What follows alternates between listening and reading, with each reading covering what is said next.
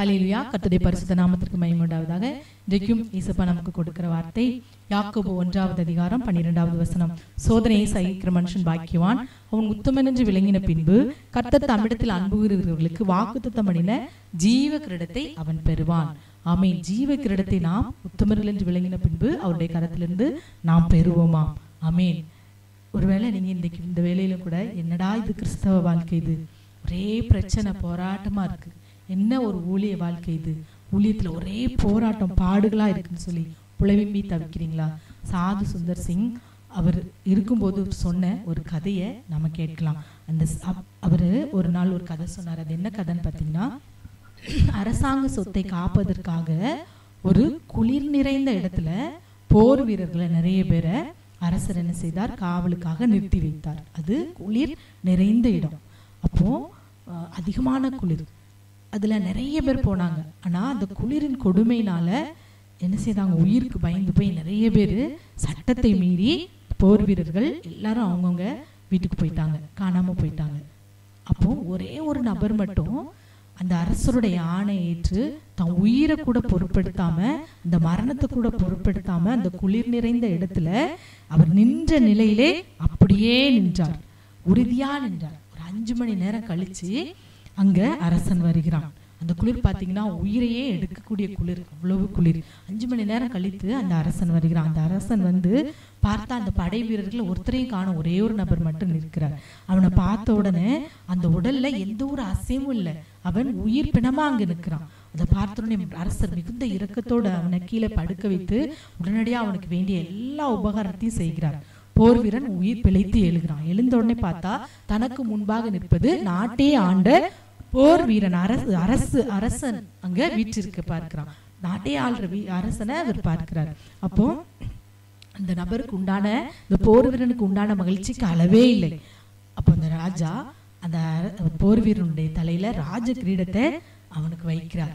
மன்னனுடைய அன்பிற்கும் மக்களுடைய அன்பிற்கும் அவன் பாத்திரவனாய் மாறுகிறான்.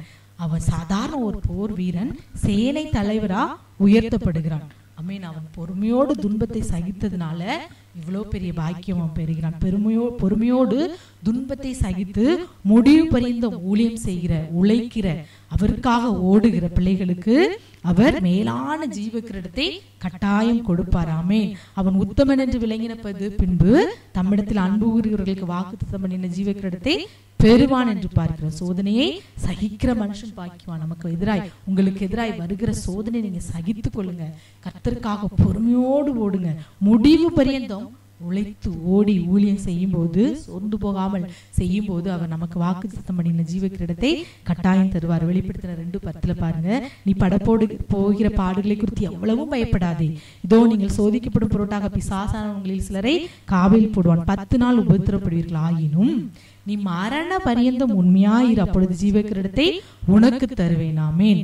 கர்த்தரிடத்தில் அன்புகிறவர்களுக்கு வாக்குத்தத்தம் பண்ணின ஜீவ கிரீடத்தை பெறுவான். நீ மரண பரியந்தம் உண்மையாயிரு, அப்பொழுது ஜீவ கிரீடத்தை நான் உனக்கு தருவேன். ஆமென். இந்த நாளிலும் இந்த கேட்ட வார்த்தை, கேட்ட கதையின் மூலமாய் நாம் மேலான சத்தியத்தை உணர்ந்தவர்களாய் நாம் மரண பரியந்தம் சோர்ந்து போகாமல் நாம் ஓடுவோம் என்றால், முடிவு பரியந்தம் உழைத்து நாம் கர்த்தருக்காக செய்யக்கூடிய காரியங்களை நாம் செய்வோம் என்றால், அவர் வாக்குத்தத்தம் பண்ணின அந்த ஜீவ கிரீடத்தை உங்களுக்கும் எனக்கும் அவர் தர வல்லமையுள்ளவராய் இருக்கிறார். அவரால் முடியும். ஆகவே இந்த வேளையில் அப்பா, நாங்கள் பொறுமையோடு ஓட, முடிவு பரியந்த நாங்கள் சோதனைகள், பாடுகள், போராட்டத்தையும் சகித்து ஓடக்கூடிய அந்த கிருபையும் பாக்கியத்தையும் இந்த நாளில் தாங்க என்று சொல்லி நம் கண்ணீரோடு ஜெபிக்கலாம். ஹல்லேலூயா. ஆமென். நாங்கள் நன்றியோடு ஸ்தோத்திரிக்கிறோம்ப்பா.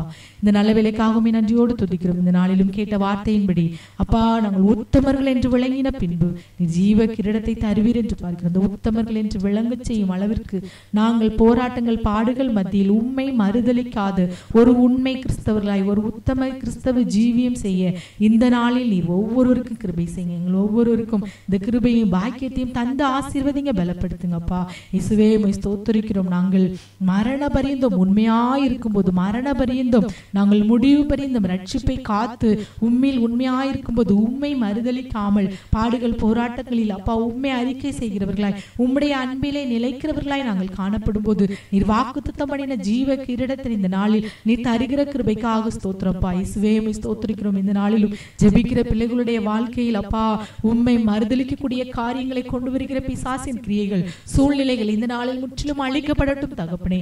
எந்த சூழ்நிலையில் உம்முடைய அன்பிலே உண்மையாய் நிலைத்திருக்க நீர் கிருபை செய்யுங்கப்பா. மரணம் நேரிடுவதானாலும் சரி என்று சொல்லி அப்பா உமக்காக உண்மையும் உத்தமமாய் ஜீவிக்கக்கூடிய அந்த வாழ்க்கையை நீர் கட்டளையிட்டு ஆசீர்வதி பலப்படுத்தும். பெரிய காரியங்களை செய்யும் சகல துதிகன மகிமை உமக்கே செலுத்துகிறோம். மீட்பர் இயேசுவின் நாமத்தில் ஜெபிக்கிறோம் எங்கள் நல்ல பிதாவே. ஆமென், ஆமென்.